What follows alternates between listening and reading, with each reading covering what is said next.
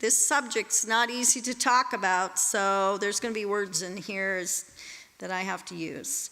Child sex trafficking, it is paid child rape. Sometimes when we hear human trafficking, child sex trafficking, or whatever, it can just we can become numb to those terms, but it is paid child rape. Somebody is paying someone else money to rape a child because they think they deserve it.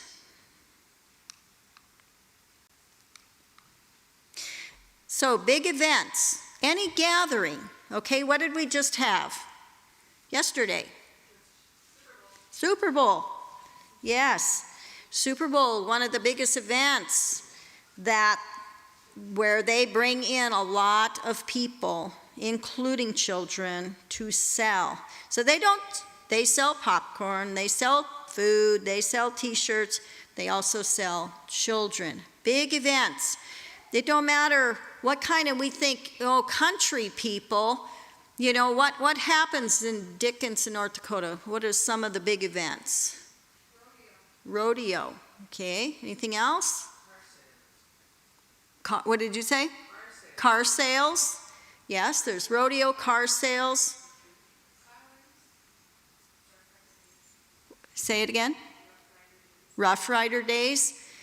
Any kind of event, whether you think it's really insignificant, there can be traffickers that bring girls, okay? And they make big money over the weekend.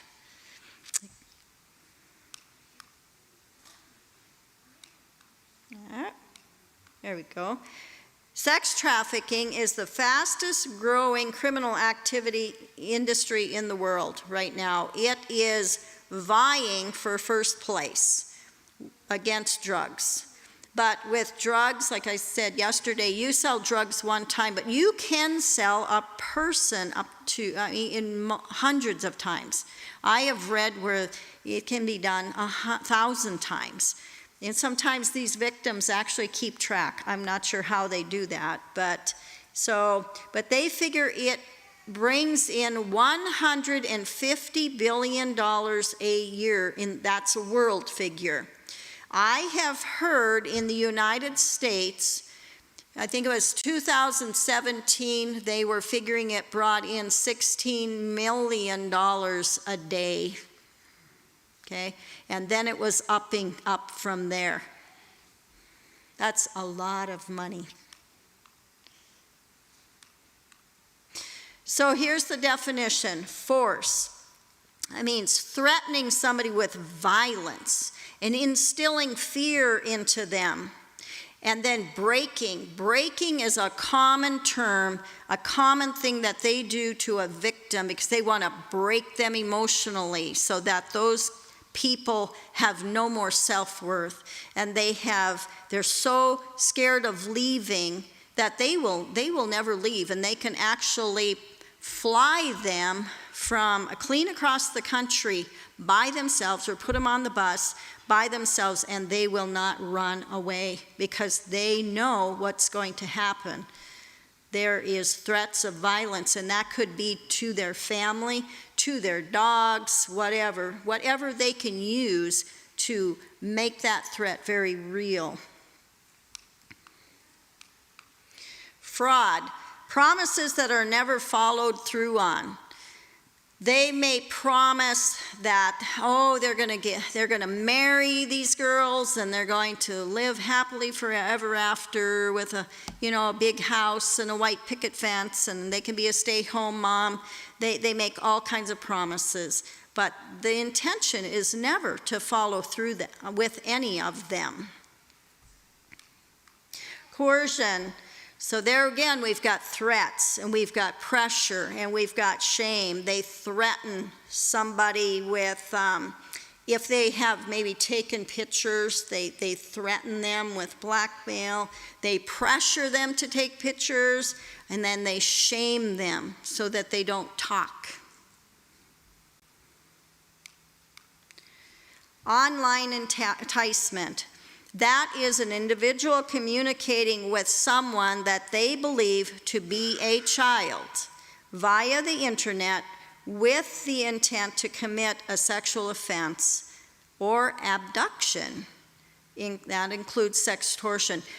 The statistic as of right now is not real high on abduction. If it is, they're not getting the reports as abduction, but in other countries, you see it happening. Central America, Mexico, Vietnam, yes, those other countries, Asia, Romania, places like that. You see that kind of happen much more than here, but not saying that it's not going to escalate in the future, which I will touch on that later. So, we did that.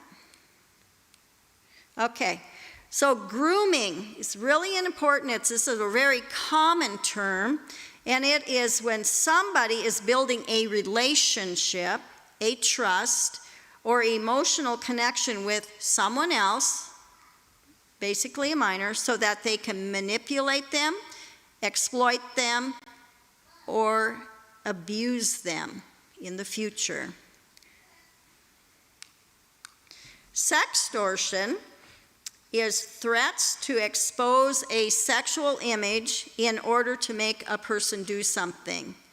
Sextortion is really how I got involved in this specific ministry. I mean, I had been doing human trafficking awareness for a long time, but then I read an article where these girls were sexting, which will be in the next slide, which was sending pictures, and then they would get blackmailed, and a lot of them were committing suicide because of that. And I thought, wow. So I reached out to some local girls that were girlfriends of my grandsons, and I said, I'd like to do something about that. It never really got off the ground, but that's where Beneath Our Wings got its inspiration, was actually from sextortion happening to girls. And so threats to expose that sexual image that has been sent. And once those sexual images, they press send, they don't just go poof on Snapchat like everybody says. They don't just disappear. They float around the internet for many, many years. In fact, I watched a testimony from a former porn star, and he said his pictures and videos are still circulating. Thousands of times they have shown, and they might just Photoshop them a little bit, and they're still going. They're still going, even though he's been out of it like over 10 years, and they're still going, still circulating. They just make it look real, it's circulated in another way. So a sext is a sexually explicit photo or message that was sent via a mobile phone, and we're seeing that a lot. And high school boys, they're good at convincing their girlfriends to send that picture, and then they show all their friends, and pretty soon their friends are showing a friend, and it just keeps on snowballing, and that girl is so shamed but you can't get it back. Once, like I said, they push send, it never comes back. Oh, there we go. So the average age of entry into sex trade for females is 15 years old. It is believed to be younger for males, and that is what I have read. I've read testimonies of males, and of one male was actually 5 years old when he was forced into trafficking. You can't even imagine, 5-year-old boy, that's so horrific. So what is every 15-year-old girl looking for, especially girls? Love, understanding, acceptance, and couple that with low self-esteem, and it creates a perfectly vulnerable target. And little children are also sold, including babies, for, I guess I have that next, used for sex and video production. And that goes into the deep, dark web. So the normal web is your first layer, and then the deep, dark web is where some really horrific things are shown. There are men who have been caught with hundreds of videos of them assaulting babies. You guys remember that case in Bismarck, North Dakota?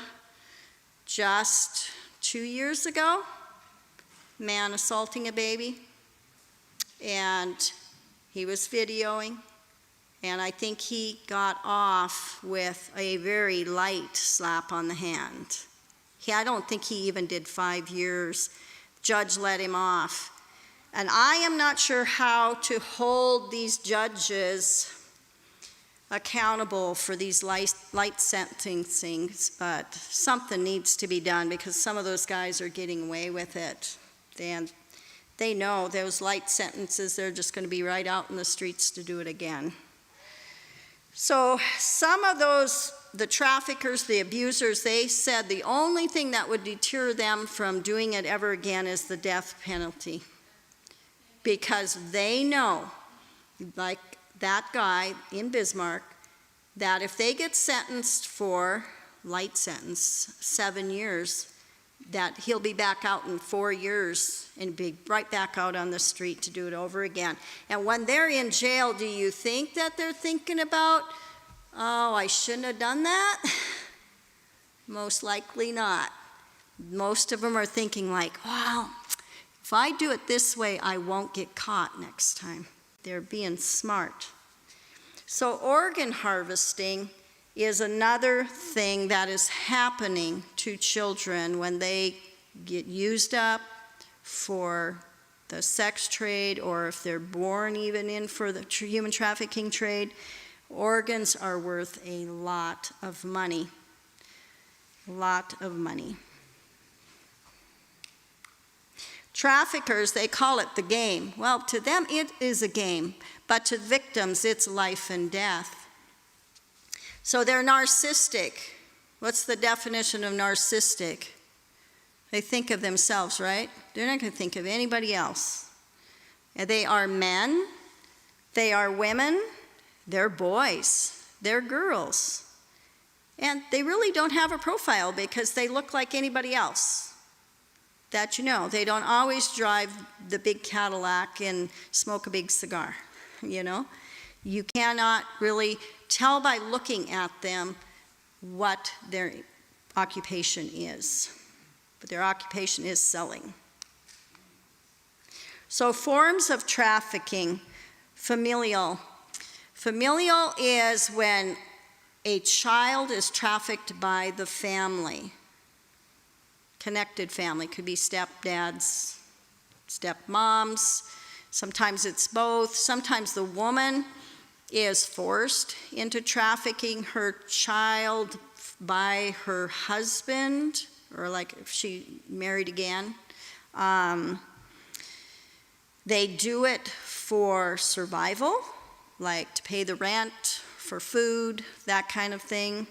They also do it because they're just pure evil, and that child's worth a lot of money. Survival sex, we see that with the runaways, with boys a lot of times, especially if they have run away and they have been kicked out of the home. There are two terms, one is runaway and one is throwaway. And so the runaways, they choose to run away and leave maybe a bad situation or what they perceive as a bad situation.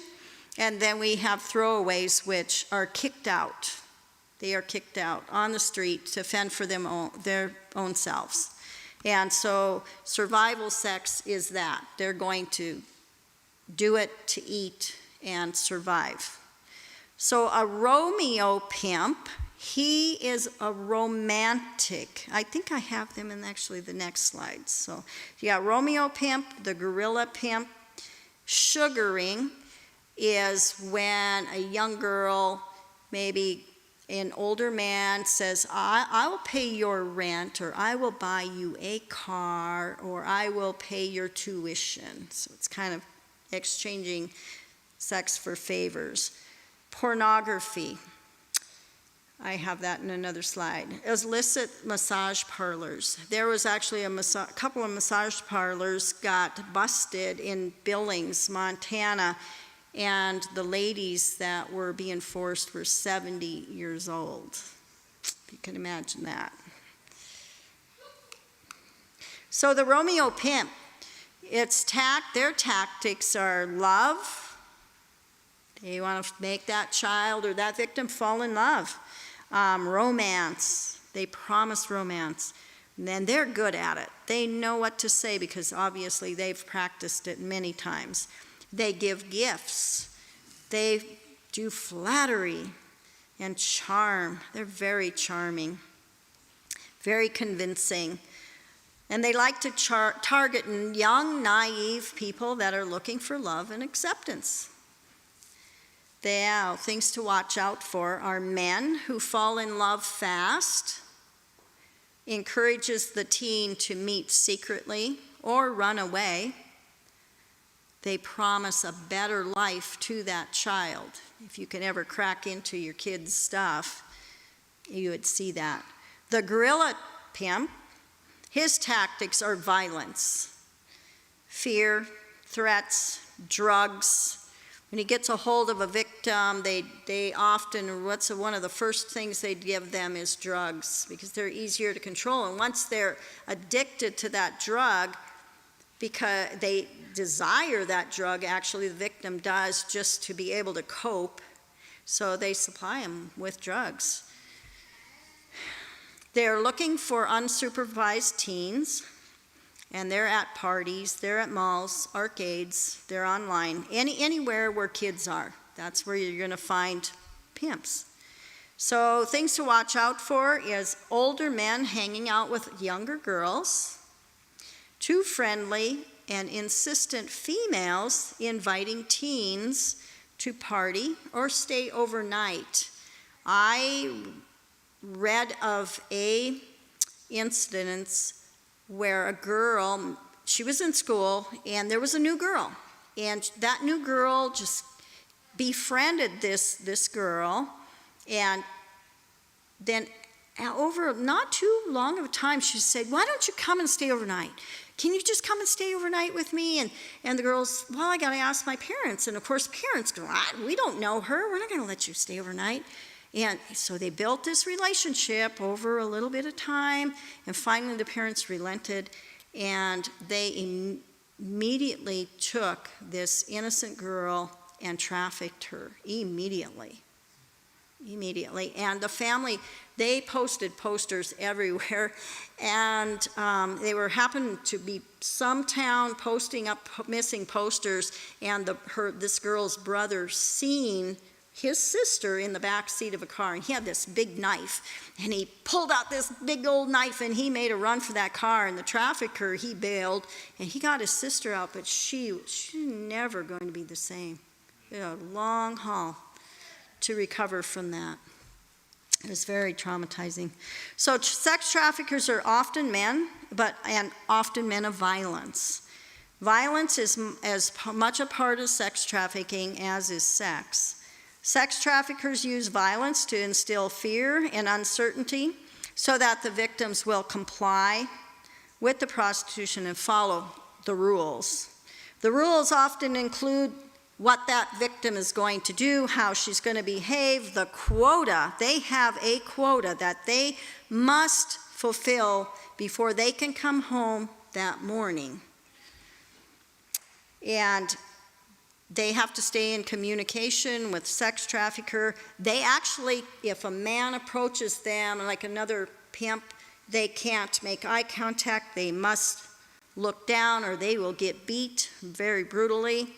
Physical beatings are frequent and they're called discipline. Sexual violence is routine and called a lesson. Sex traffickers use selective violence, which is violence used against one victim, because they usually have more than one girl. They probably have 4 or 5. And so they will beat one girl up in front of everybody else so that the physical effects are just felt by one, but the psychological effects are felt by all of them. The lifespan of those child victims are 2 to 7 years, and about 7 years after getting out. Their lives are sad. So sex trafficking is a business. They can make up to $250,000 from one girl a year. And girls get an average, so you can figure out the math, of $100 from each buyer for 30 to 60 minutes. She averages 10 buyers a day, which equals getting raped for 10 hours a day, and many days in a row, sometimes without a break. Traffickers can make over $1 million a year, depending on how many girls they're running. And it is a very low-risk crime, which is really sad, because only about 1% get caught. So they go, well, I'll risk it. And especially with the low sentencing, and they're going to get out. And they can operate from jail, because I don't think I have it in here. I might refer to it later. But as the girls they bond with their traffickers, and there will always be one girl that he trusts, and it's called a bottom B anyway, and she will keep everybody else going and in line even if he's in jail. So, and he can also rent out his girls to other traffickers while he's in jail. So he can still be operating. And that's why bank accounts, there's actually bankers that are actually trained in watching these transactions, because sometimes they'll just come in and cash checks and pull it out. Or they transfer it to something else, other accounts. So buyers, they're again, no profile. All walks of life, all professions, and we've got a lot of young people buying and old people buying. So mostly men. Some are women. They purchase a fantasy. Some want a girlfriend experience. They want the girl to act like a girlfriend, and the girls hate that because they do not want an emotional tie to these buyers. Some are very violent. They will break noses. They will beat them up. They act out pornography. They feel entitled, and because they think guys will be guys. Only about 18% quit because of the thought of getting caught. So the risk equals the thrill. So that's part of the adrenaline rush. 9 out of 10 will purchase online. To be continued. Activities will make them worthy of status and respect. And we really see this in the higher class, paying class men. They see them as connoisseurs and hobbyists and artists, and paying for sex is a sport that can be won by frequenting the most and the best sex workers for the least amount of money and hassle and consequences. And I read some statistics on that today, where some of these guys have done this 1,000 times. They do this like every week, some of them. You know, and it's just really amazing. Sex workers are seen as objects to be bought, not as humans, not as humans. Things to be used, dispensed of by the hobbyist who uses them to bolster his monger status. Johns believe that the bodies of the sex workers are available for their use in any way they choose, and that's why they can get very violent, very twisted. But it also reveals their ability to treat women as objects instead of people. So pornography and human trafficking. By its nature, porn is escalatory, which means they want something a little bit more exciting every time.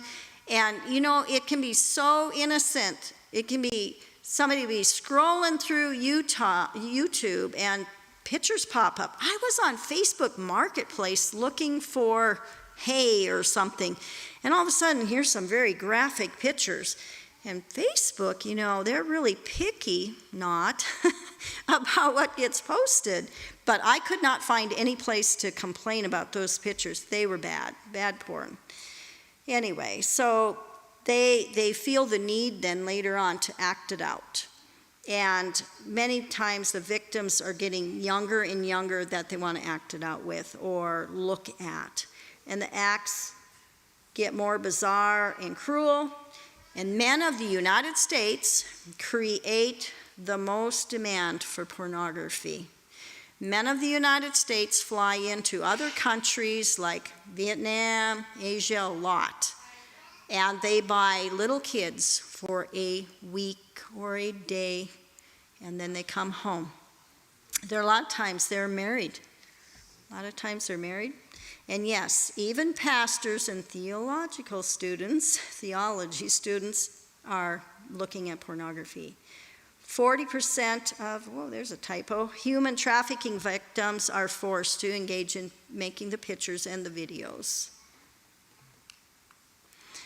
So 150 escort ads are placed every day selling people. Not all of these are selling children, but they are placed as selling people. And we've got Craigslist. Well, I took a venture down that road just to see. Well, I had to get out of there. It was bad.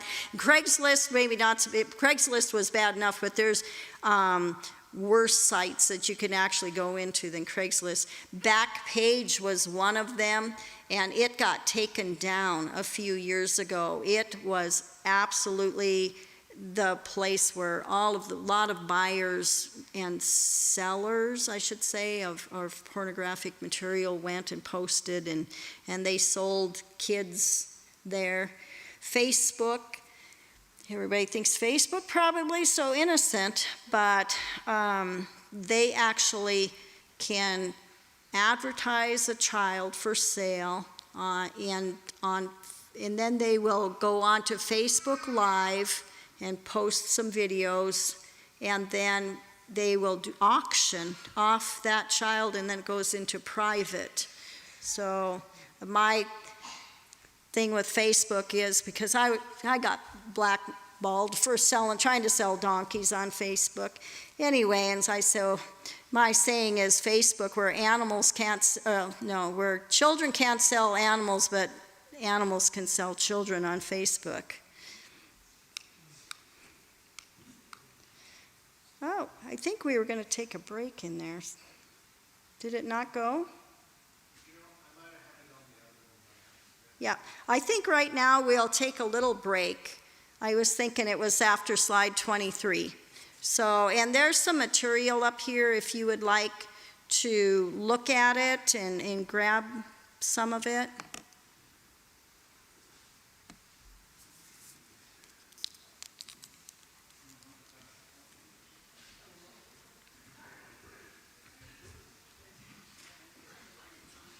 I'll come down, otherwise I will probably fall down.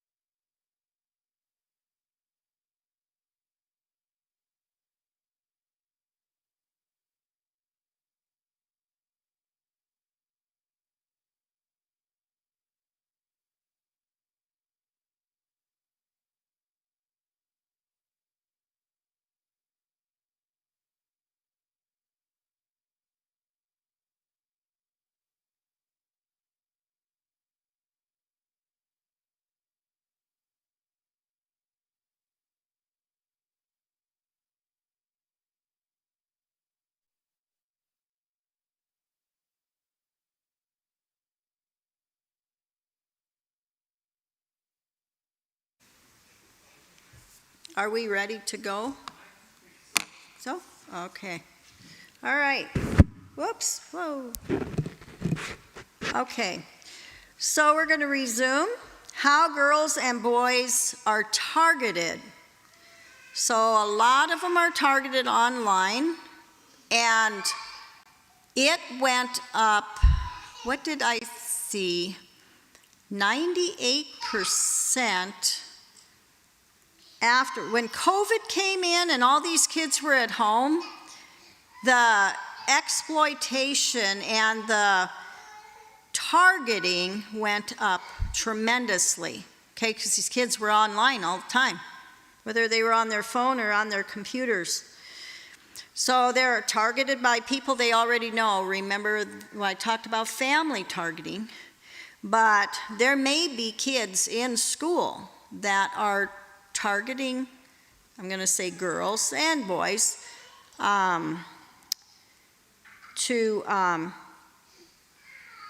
are actually trafficking them. I think we had in Wyoming, well, it wasn't in Wyoming, it was Nebraska, where there were some football players and they were trafficking other girls or other kids.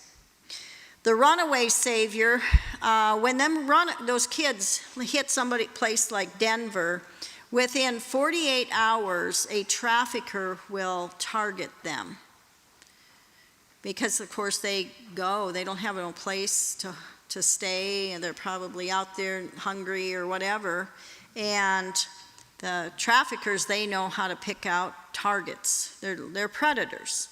They know a very vulnerable kid. And so they will promise to take care of them, to house them, to feed them, and the process of grooming takes over, sometimes for just a little while. And it can go on for weeks, and it can go on for months, until they feel that that person is theirs. You know, they've got them. Sometimes they'll put them to work within a day or two, but they might take and make them buy their food, get their hair fixed and their nails colored, and then all of a sudden one day they say, well, you got to repay me. You got to pay me back. You didn't think that was all free, right? And that victim's got to be just floored. They got to be stunned, like, oh, what do you mean? And they go, oh yeah, you have to pay me back. And they start trafficking them on the streets. So job ads, man, you see like that pink one, I've seen those. You know, I've seen one on the Buckeye, Arizona advertisement on Facebook the other day. Wanted teen boys, you can earn $245 a day. Well, where can a kid earn $245 a day? Not very often, right? So they promise them good money, suck them in. They also will post ads for talent and wanted actors and models and stuff like that. And a lot of times those kids won't be accompanied by an adult. And so it doesn't take long. Those traffickers are so smart, and if they can get them to pose nude or partially nude, then they've got them through blackmail. Parties. This one is really devastating, and it happens to a lot of very, very innocent girls. There's actually a movie about this situation right here, but I can't remember what it's called. So the recruiter, there are people who their specific job is to go and recruit more victims.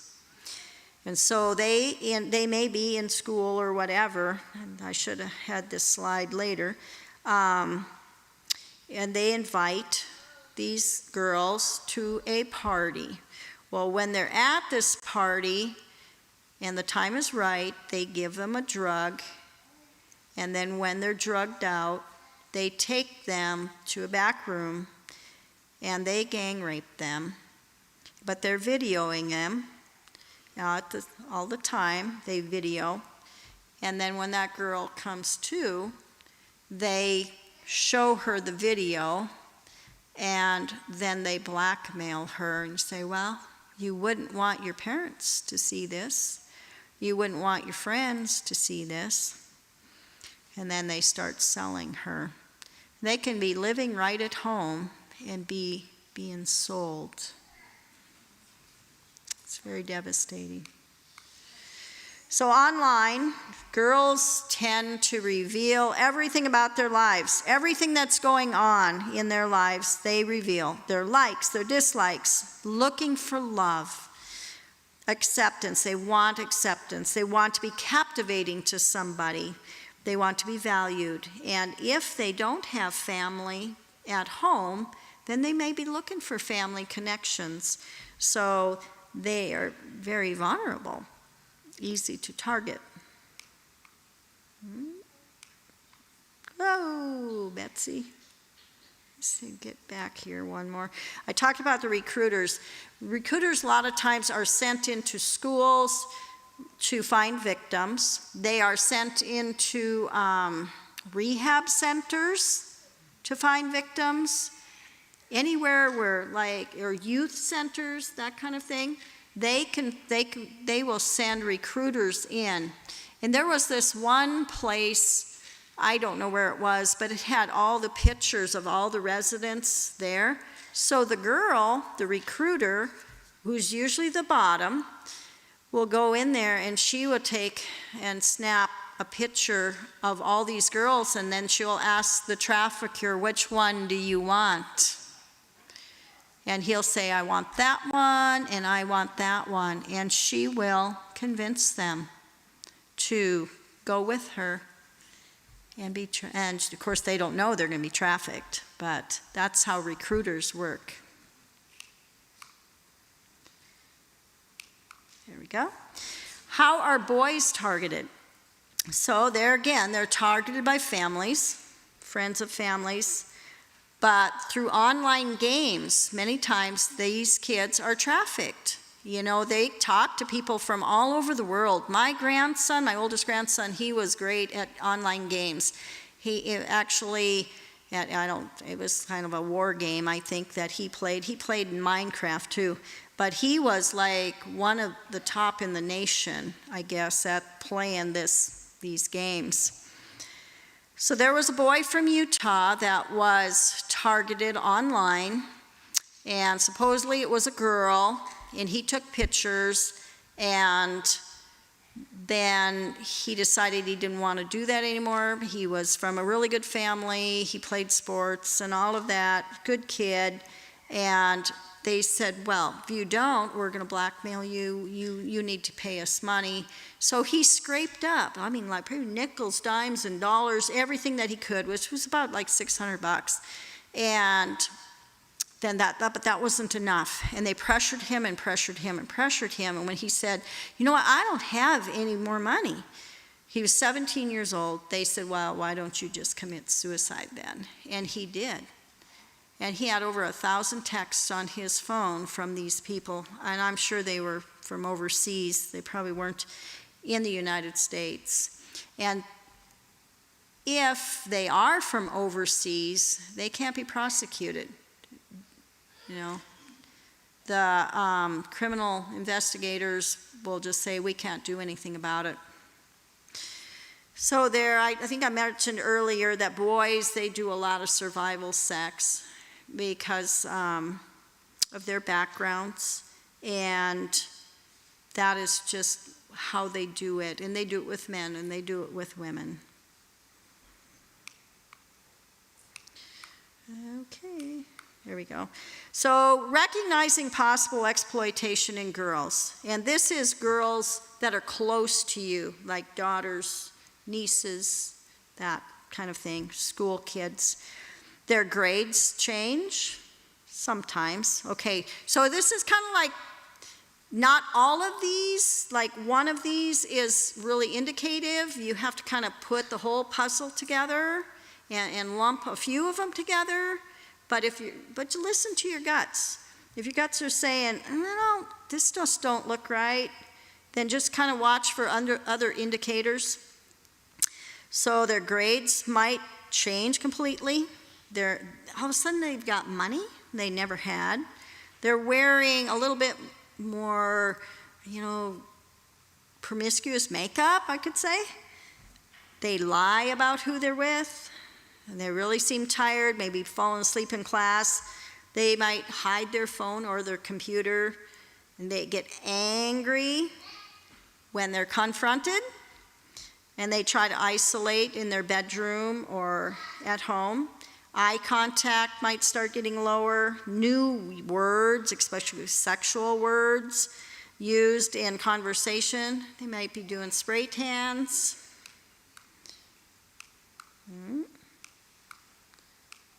There we go. That's continued. They might get some interesting tattoos.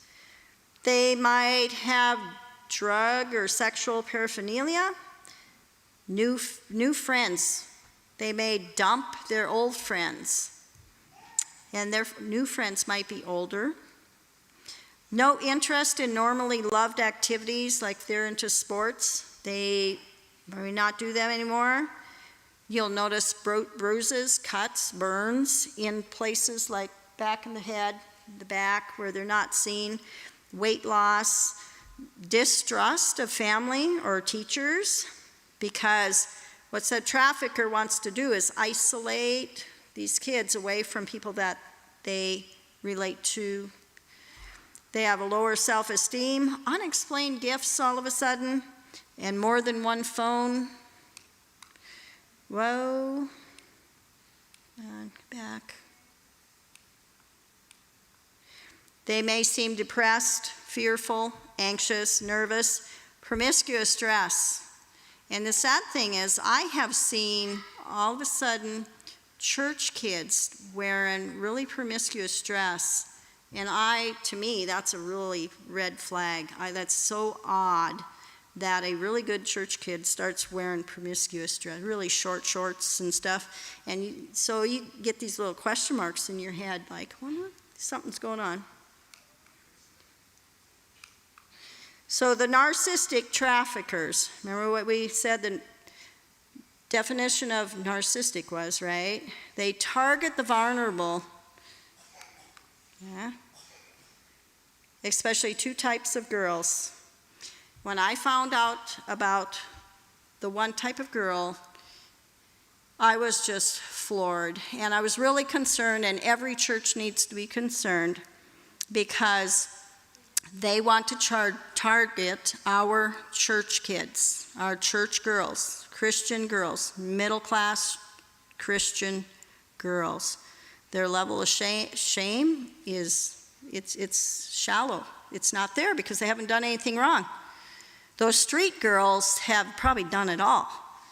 And that's not the challenge. They can get them in and they can put them to work because they're already so broken.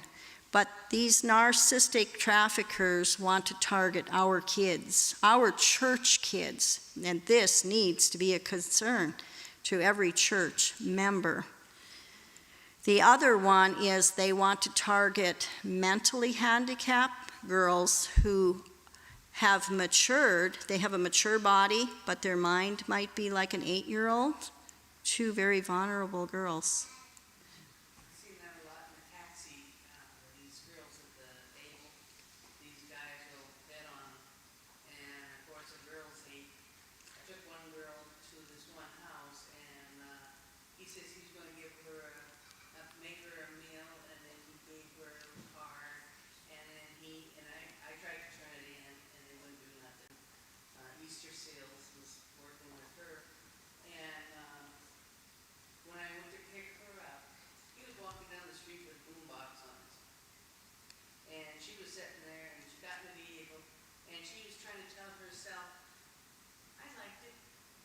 Oh, no. And I couldn't do nothing. I went to the head people. Nothing. And I was just a taxi. And then the boys, they love to pick on the people from Able, these handicapped girls. And there was one redhead that tormented and done everything. And then they talked about my taxi. Used to make me so mad. And I literally slammed on the brakes to keep the one guy out.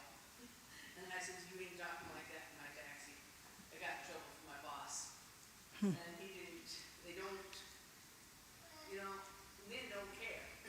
Yeah, some don't. Thankful for this church because you guys care enough to have me come. Okay, there we go. So signs of exploitation in boys. The boy part is rarely talked about, but they need to be included because it happens to boys. And it happens to boys a lot more than we think. So unexplained anger and lashing out appears, and they pick fights. Unexplained bruises in hard-to-see areas. Anxiety around older males and females.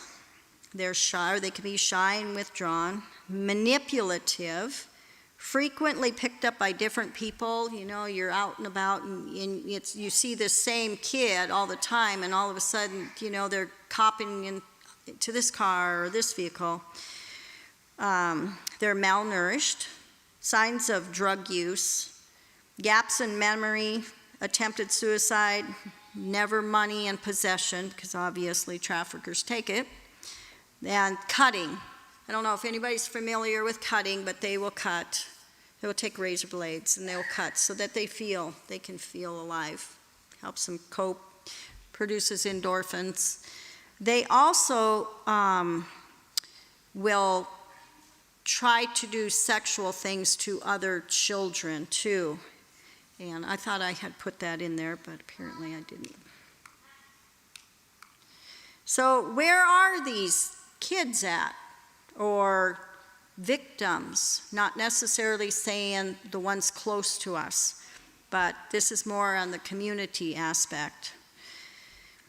They're at school, medical clinics, hospitals, abortion clinics. They go to abortion clinics a lot. Motels, a lot of trafficking is done in motels. Hair, nail salons, convenience stores, truck stops is another favorite spot. They're at home and being trafficked. They're on the street, they're in strip clubs, and again, the sporting events or any large gatherings, that's where you'd find them. Click. So red flags for medical school and youth professionals. So these are just the indicators. Not just one, so you got to kind of put a few of them together, but poor mental health or abnormal behavior, fearful, anxious, depressed, submissive, tense, nervous, paranoid, exhibit unusual fear or anxious behavior, especially if they see law enforcement, they really get nervous, immigration officials. They start showing signs of addiction or substance abuse or use. For poor physical health, they have branding or ownership tattoos, which I will show you next slide.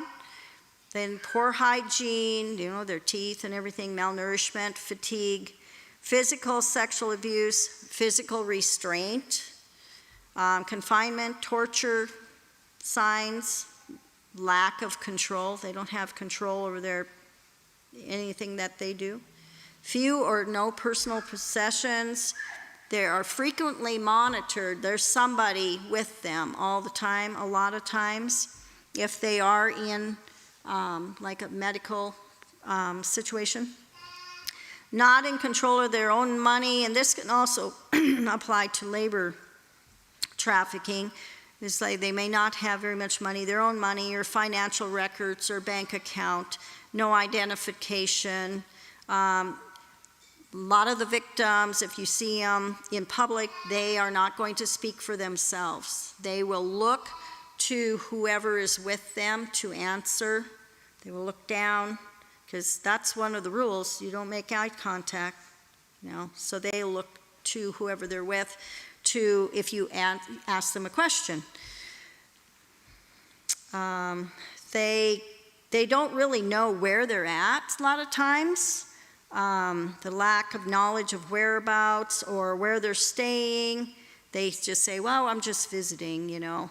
They don't really have a sense of time because they were probably put in a car and drove all night long. They don't know where they're at, have no clue. Their answers are scripted. They've been told what to say. So, and they also will protect that person who's abusing them. So here's some brands. They actually brand them just like we brand cows. They put a barcode on them, and sometimes the barcode's not there. It might be on their shoulder. It can be, they can say daddy's girl. Well, you know, those of us with dads, are you going to put that on you? Do you love your dad? I mean, we can love our dad, but we're not going to put that tattoo on us, right? And a crown is a very common thing. Roses indicate how much she's worth by $100. So those 3 roses, she's worth $300. And a lot of times the traffickers will put their name, property of whoever they are. But we see those kind of tattoos on them very commonly. I don't know. There we go. So actions of the sex traffickers, they cross state lines with minor traffic victims all the time. They use autos, buses, trucks, airplanes, trains. We had an incident with a truck driver, and the guy at the port actually seen a young girl in with a truck driver, and he was detained, and it was somebody that it was a minor that he was going, I don't know what the situation was because they didn't go into detail, but it was a minor victim. So sex traffickers, they move their victims constantly. If the heat is on in one spot, they'll move them into another spot until heat cools off, and then they can move them back. And there's networks, huge networks, as we were discussing, of traffickers from the bottom all the way to the top of government. And so these routes, these normal traffic routes like Dickinson on I-90, you're going to see, you're going to see things like that come through if you know what to look for. So 88% of trafficking victims reported going to medical care during their trafficking situation, and every person in health care has the opportunity to identify and help a trafficking victim. And that's dentists, nurses, customer service, health educators, psychiatric units. All of that can come into contact with these victims. 55% of those victims said that they went to school while they were being trafficked, and a teacher could have intervened, but they did not. They did not recognize the signs, or they chose to not do anything about it, if they did. So youth intervention organizations really need to do evaluations that are specifically asking for human trafficking information, because at-risk behaviors happen because of human trafficking. I read a story about a girl off the reservation, Navajo reservation, and she started being trafficked by a boyfriend, and she had good grades before that, and she started stealing her grandma's pickup, and she would take off, and she would just do all these things. It was because she was being trafficked, but obviously no one even looked at that. They just thought she was a bad kid. Come on. Whoa, okay. All right. So I'm not going to spend a lot of time on this slide, but victims don't leave because they're too broken. And they isolate them, and they break ties with family. That is a real common thing, to get them away from any support that they have. They take all their money. They take their ID. They catch the violence. They're afraid. And they convince them mentally, that's part of the breaking, that they're ugly and they're useless and they're worthless and nobody loves them and nobody ever will love them. So it's a whole mental mind game thing that they do. And they're also coached, again, if they get stopped by a police officer or whatever. And a Romeo pimp situation, they don't identify as a victim because they feel kind of responsible because they fell in love with that guy and they fell for the manipulation. And some of them are very bonded yet to those traffickers, and they don't leave. You've actually got to get them out of trafficking situation before they're broken. It's really hard to get them out after they're broken. So 44% of the victims reported no one reached out and offered them help out of the life, and 26 reported rarely ever being offered help. And we need to do better as a community and be willing to say something and report it. Report it, keep reporting. You know, if it's something that's happening right in front of your eyes, you can call 911. Other than that, there's a human trafficking hotline, which I have the number at the end of the slide. But did you know that over 2 million people came in last year to the United States from across the border? And, you know, this is actual people, professionals that are telling me this. Many of those people, they come from countries with a background of violence, survival violence, right? Rape, whatever, burglary. What do you think they're going to bring here if they don't have a job? So the cartel stated that now they're flying in children in airplanes. We don't even know where they're going. Some of them have been followed, and they go off the plane onto buses, and these buses unload them, and there are people that take these kids, but we don't know where they're going. But the cartel said that after they're 18 years old and they age out of foster care, they're going to make mules out of them. And that means they are going to take those kids, train them to be drug runners, to be traffickers, whatever it takes to make a lot of money. And this needs to be a big red flag for all of our communities. We really need to get community safety plans going right now. So this is some of the teen statistics. I'm trying to get out of here close. It's running late. 54% of the teens reported that if their parents knew what they were doing on social media, they would be a lot more worried. That's pretty staggering right there. 20% of teens use a private browsing feature to hide online activity. 42% of sexual extortion victims met their abuser online. 14% of teens say their friends have invited someone they met online to their home. That's pretty scary. 60% of online offenders are seeking sexual explicit images of children. 32% want to meet them and have contact. 59% of victims in an active federal case in 2020 were recruited off of Facebook. 17% of children ages 9 to 12 reported seeing someone, like one of their friends or whatever, shared nude picture. And 31% for ages 13 and 17, and they think it's normal to see that kind of stuff. They think it's normal for mom and dad to do that kind of things, or adults to do that. They're not shocked. Whoa. Talking to kids. Do have conversations with them, okay? We tell our kids how to escape out of a burning building, but we kind of forget to tell them how not to be exploited. So we need to have safety meetings on that subject as well. Code phrases, and this is what I was thinking of when I was talking to the kids today, and I blanked out. Develop a code phrase with your kid that only you know. And that can be, so there was a girl and she was trafficked she was from England. She met this guy that she had known for years in France. But before she left, her mom said, let's have this code phrase. And if you say this, you call me and you say this code phrase, I know you're in trouble.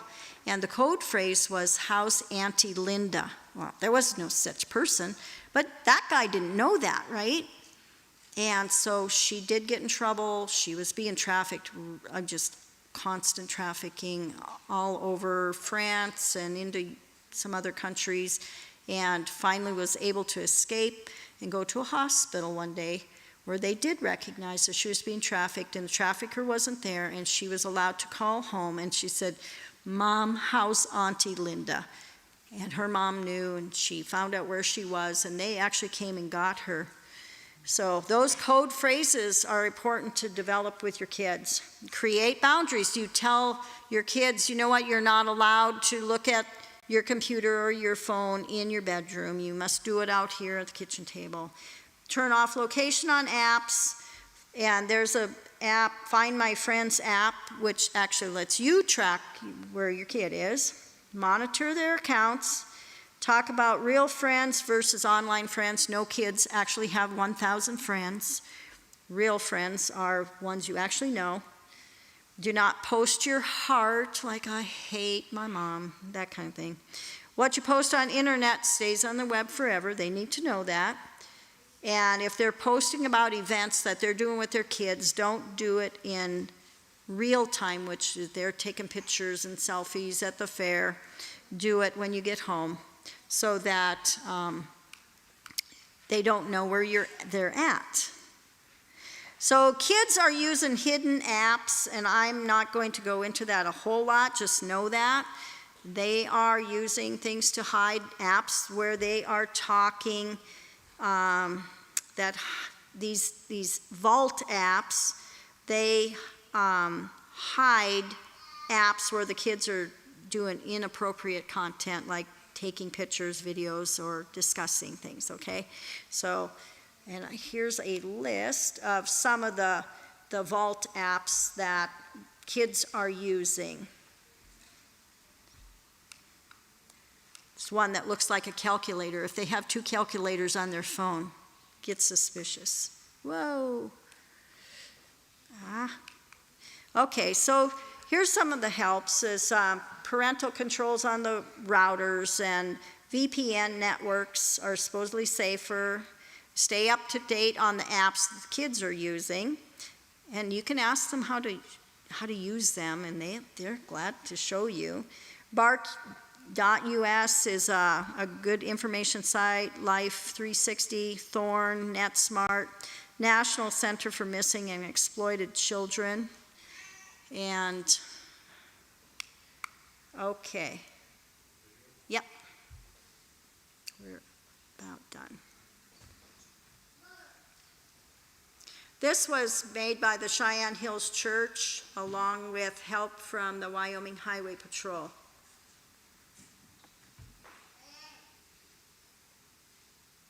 But I think it's kind of eye-opening.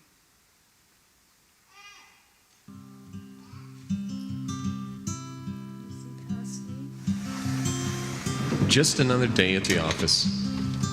Off to another call. Another job site.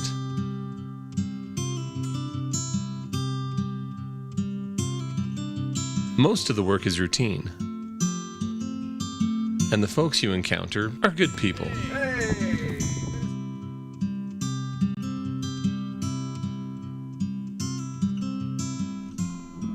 But below the surface, there is something missed. Something few see, but far too many fall victim to. Human trafficking is the movement and exploitation of people used in modern-day slave trades. Come on, let's go!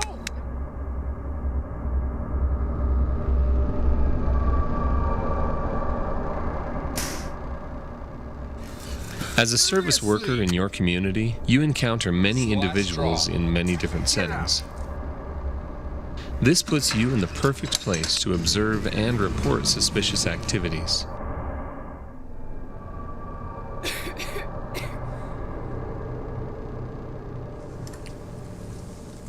If you see or feel like something might be wrong, do not stay silent. You might be a victim's only hope. Save this number. If you suspect human trafficking in your field, you can instantly call and get victims the help they need.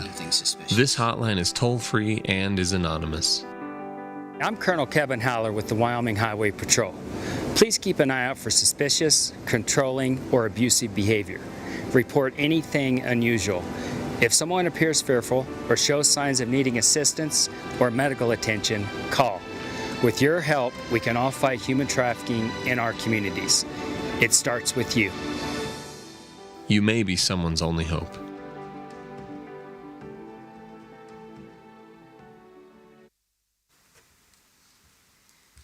And we never know if we are someone's only hope, and that's we have to be willing to speak up and say something. We're almost done. Okay. So I actually painted this picture, and I actually put it on my back of my horse trailer because I thought it represented Jesus wanting to wipe away the tears of these poor victims. And then the other day, I actually made some posters and added that Bible verse.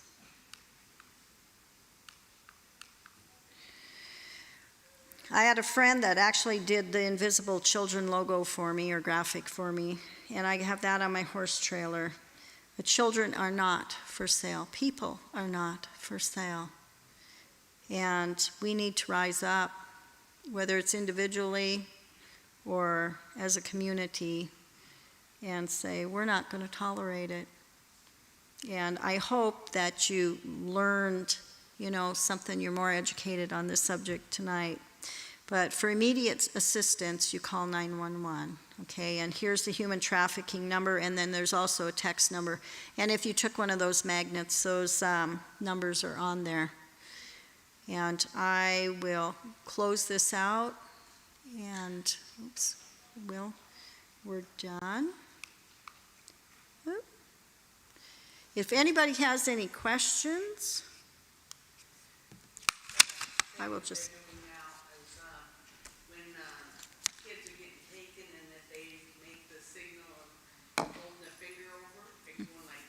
Mm-hmm. That's SOS. Mm-hmm. If they have a dot in the middle of their hands, I think it is, isn't it? On some people, they go to a doctor and they're mad and beat them up or something. Yeah. They put a dot in the middle of the hand. If they show the hand, they got a dot.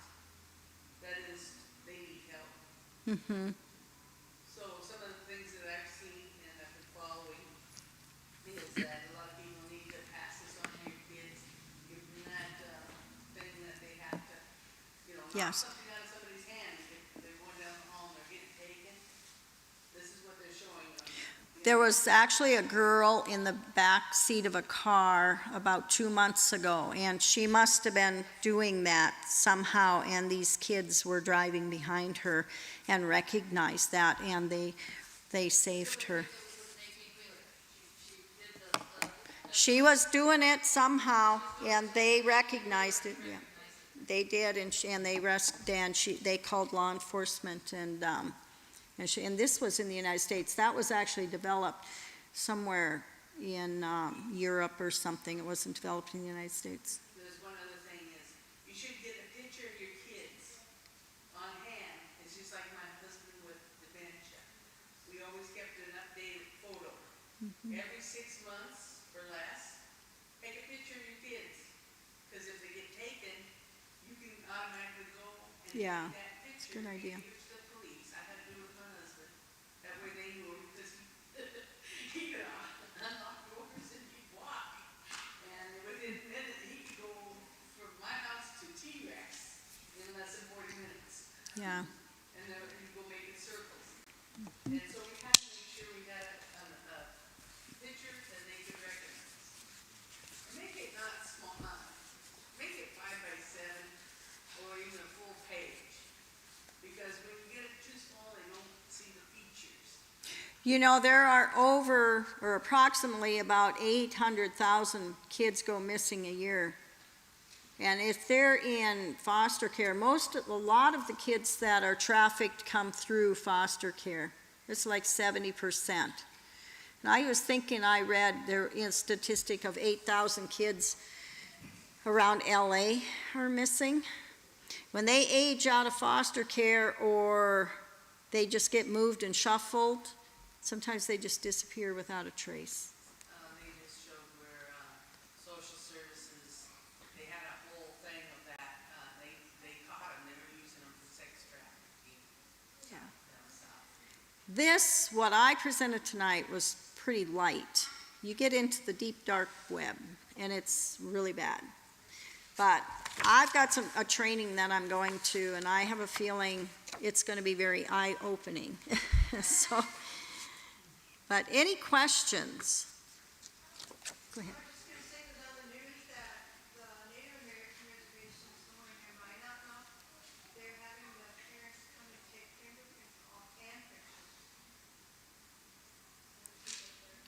Yeah. Police did that too. When I had my daughter fingerprint and everything so that they didn't even happen. And like I said, update your photos every 6 Yeah. months because they can change. Well, kids are going missing. I've seen just in one weekend, I think it was like 11 girls went missing in Rapid City area, like in the summer. You know. So if you suspect something is going on close to you, just call the human trafficking hotline? No. Well, you can, or you can report it. Are you talking about a familial trafficking, or I would expect you can call local law enforcement. Just don't let it fall through the cracks, because there is CPS you can call. You can call local law enforcement, and that's why I keep saying, just keep calling until you find somebody that's wanting to listen. You know, if the law enforcement hasn't gotten, which I would expect they do have human trafficking training, you may not see a result. I hear a lot of stories, but you want to keep calling. Go ahead. I seen your hand up. You did mention earlier about sometimes the victims don't feel like they are victims. They don't feel like what? They don't feel like they're a victim, or they don't feel themselves as victims. Right. There was this video that I saw of a father questioning his daughter. Well, let's just put it plainly, he's a pedophile. He said he was asking his daughter questions and sending that video to people, asking his daughter, what I did with you, did you enjoy it, or did I force you? All this kind of questions. And the daughter was, saying that she enjoyed it, she didn't feel anything wrong, she actually liked it and all that kind of thing. Now, what do you do in a situation like that when it's not strangers, but it's a parent and their children, going through what shouldn't be done? Well, there again, actually, for us to do anything, it has to be reported to authorities, and hopefully they do something. But that is part of the manipulation of making a child believe it's their fault, they liked it, it's that trauma bond. And children want to love their parents. No matter what their parent does to them, they still have a bond and a desire to be loved by that parent, and it's a very devastating thing, and it takes many years for those kids, even when they're grown up, to even talk about it. They may never talk about it. But that's the thing, if we know something's happening, we are obligated, actually, by state law. I don't know what North Dakota's laws are, but Wyoming, if you see something, you are obligated to report it. So you can report to DFS, you can report to law enforcement. There has to be a difference between regular child molestation and human trafficking. And I think, when the picture taking is involved, it gets a little bit more pointed toward human trafficking than just molestation. But then you've got a little bit of coercion there too, is what he would have been doing, manipulating. So I don't know where that fine line is between those two, but you still have to report. I mean, if you see something in in a school or as a doctor or whatever, we are obligated to report it.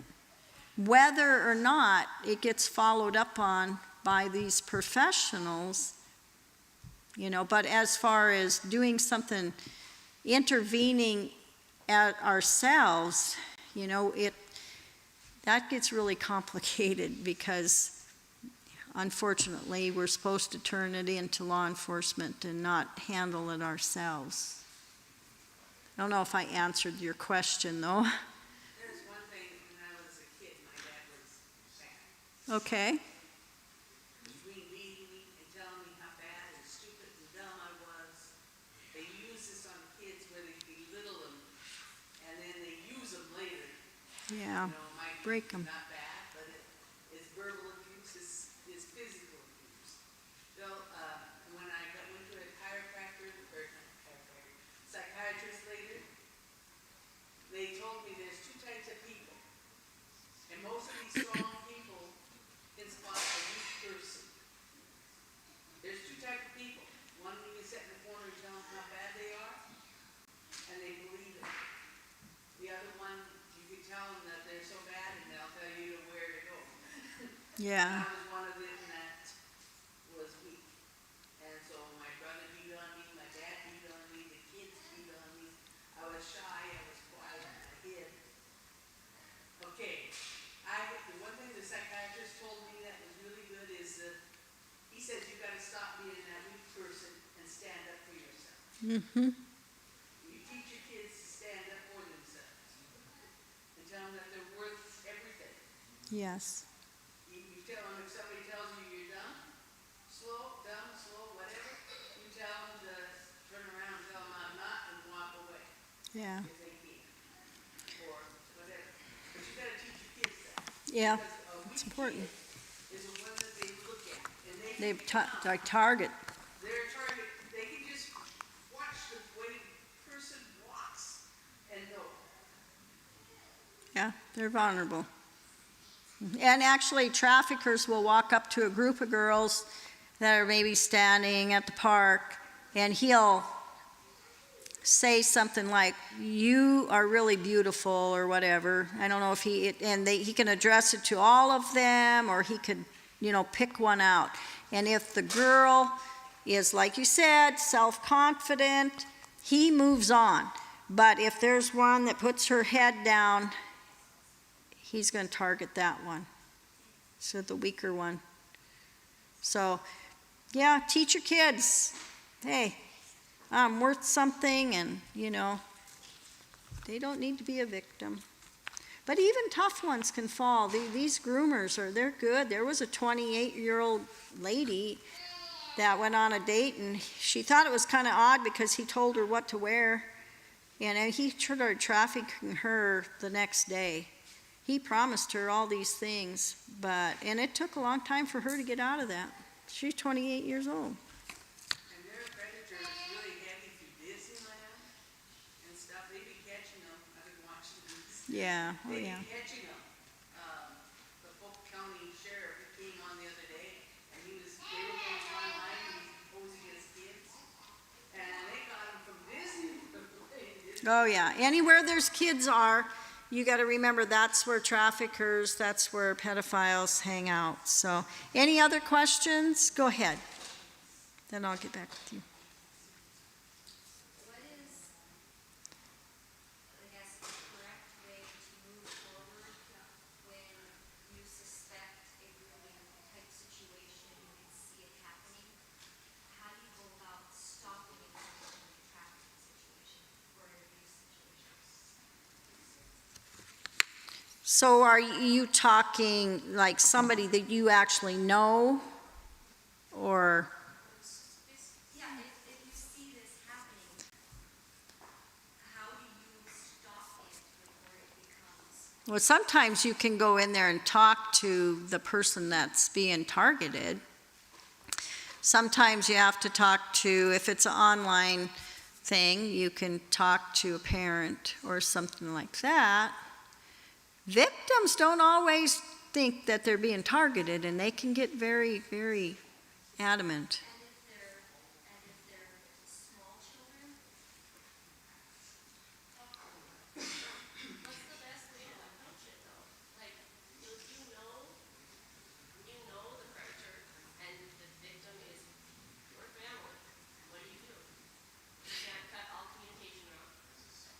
Well, I'll tell you what, it's so sticky, because when you start dealing with family, that family's going to split.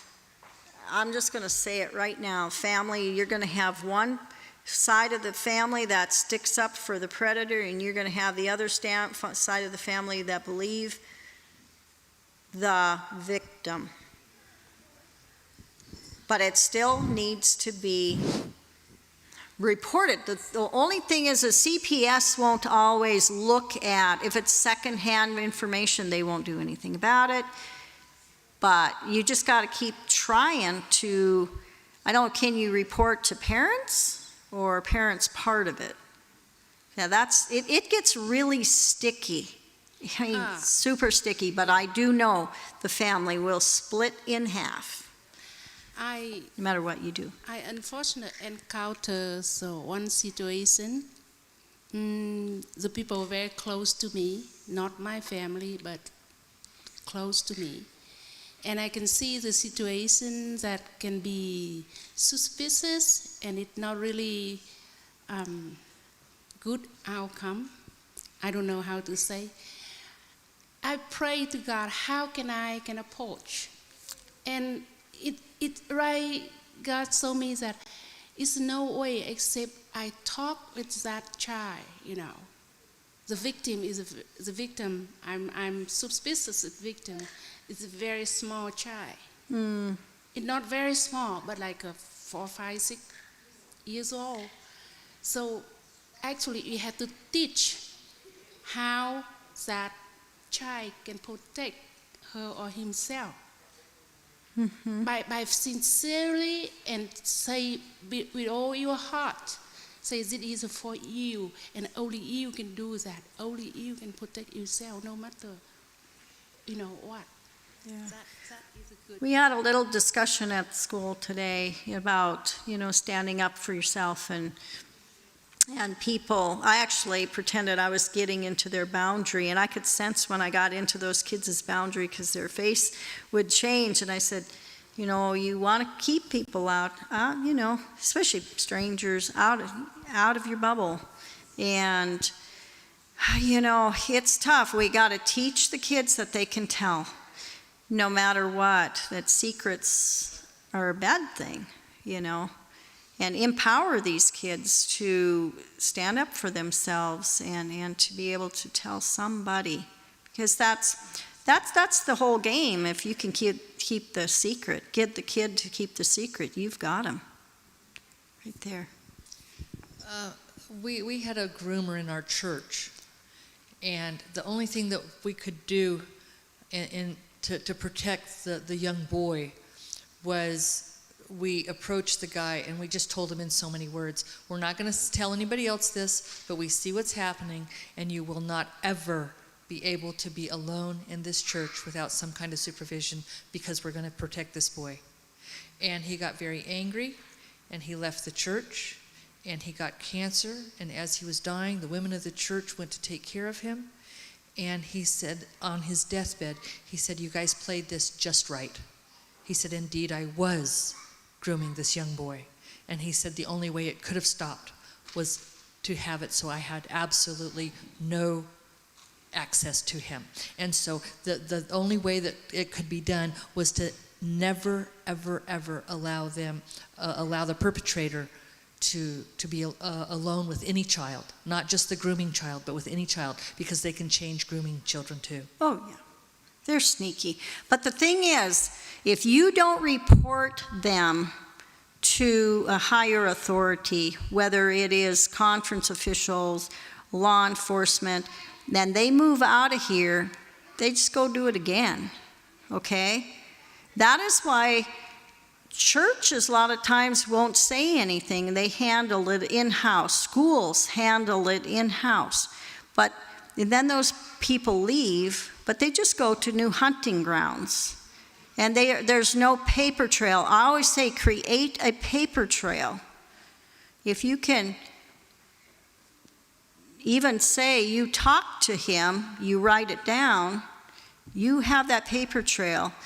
But other people have to be aware You can't, you just can't just pass them off to another school as a teacher. And I've seen this in churches so many times. They just go get another job where there's kids because nobody did anything, because it was quiet. It was handled in-house. That's the worst thing to do. You know, and we don't like to disgrace or shame somebody, but something needs to be done where other organizations don't hire them either. So it's a kind of fine, it gets into a lot of gray area. Like I said, when you're dealing with family and a child discloses, first off, they have to be believed. That is very important. Even victims of human trafficking, they want the community to believe them. They do not necessarily want to be rescued. They want to be empowered. They want a drink of water. They want something to eat. You know, maybe some clothes or something like that. But they want to be allowed to make their own decisions. But when you've got a child that's not old enough to make decisions, somehow got to have a church plan to deal with that kind of a situation. Predators, if they know that your church has a safety plan and there is that we're watching, they're not even going to come to your church. If you're going to hire somebody, that is in the clause right there. We are a strong, united church with, you know, and we are trained to protect our children, you know. They need to know that. And guess what? They're just going to fade out of sight. They won't come. It's not worth the risk. But you have to, if you do have one, you do have to say something outside of the church. You have to. It's about protecting other people further down the road. I know there's a church in Wyoming that there was a man that molested kids in church. And nobody believed those kids. And you know, and the wife was a leader in the church. Nothing was ever done. Nothing was ever done about that man, and he was still trying to mess around with kids. I don't know if he might be dead now, but. We also had a priest in Hillsborough, Montana.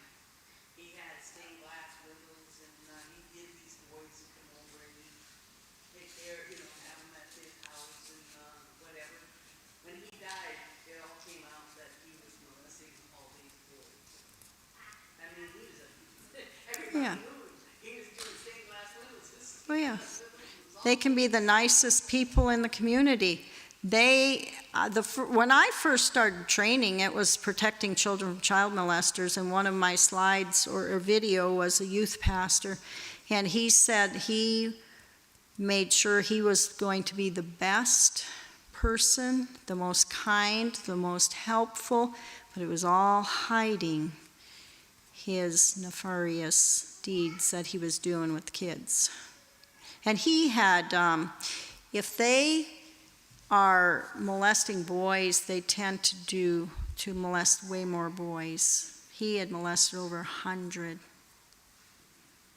And there was a cop that did, and, you know, so it's sad. But, you know, I don't know. It's really tough when it's family, but that child may never say anything, but how do you approach it, you know? And because I say it will tear that family completely apart, but that's still not an excuse not to do something. You just know that you've got a really big battle ahead. In our little town, we don't think they're very bad in this town, but they are. Sure. Yeah, you can, if somebody wants them. They're not a general poster that you'd like to hang on your wall sometimes, but. This is the picture that you're painted. If anybody would like one of these, she's Robin. Any other questions? And I'm sorry if I can't answer some of them because that's just, you know, how touchy things are. None? Okay.